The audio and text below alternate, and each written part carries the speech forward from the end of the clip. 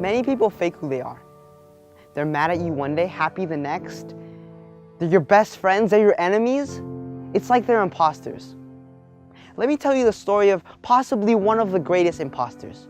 His name, Ferdinand Waldo de Mara. Ferdinand, at the age of 16, ran away from home in search of true happiness. He went to a monastery, but he didn't find anything there. So then he moved on and joined the army, but under a completely different name.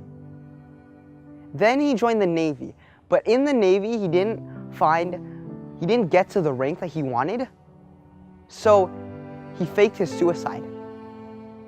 Then he became a professor of psychology at Gannon University.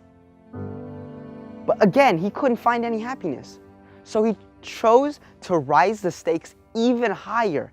This time, he went under the alias Dr. Joseph Sire, a surgeon, and he joined the Navy again.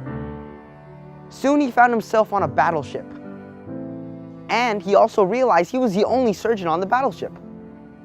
So when someone got injured, he didn't know what to do. So he went into his room and he read a medical textbook.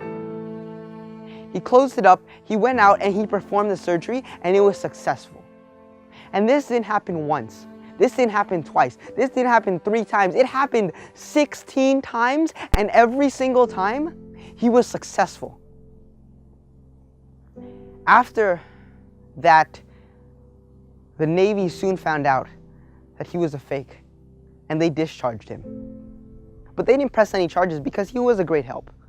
Then he became a teacher. But as a teacher, the FBI soon found out about him, and they put him in jail. And this was his life, all the way until he was 60. He went on masquerading different people, going under different names.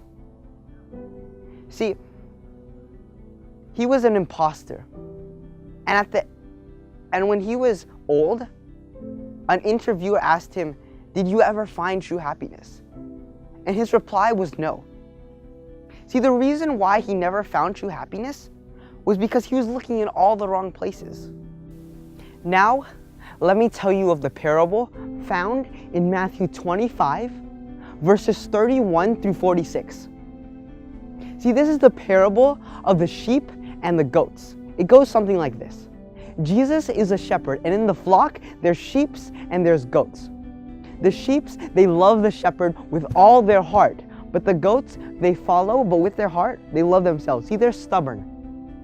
And just like Ferdinand, they're imposters. On the outside, they look like they follow the shepherd and they love him, but on the inside, on their heart, they love themselves, they love the world. And when the shepherd's gone, they act like all the other animals in the animal kingdom. They don't look different. See, it all comes down to us. Who do we love in our hearts? Do we love God or do we love ourselves? Naturally, we love ourselves because in Jeremiah 17 verse 9, it says, "The heart is deceitful above all things and desperately wicked." So our heart is naturally deceitful. But God isn't just going to leave us there at our hearts are deceitful. No, He loves us so much He sent His Son to die for us. And with His arms open wide, He wants us to come to Him. And once we give ourselves to Him, in 2 Corinthians chapter 5, verse 17, it says He'll take our character and He'll make us new.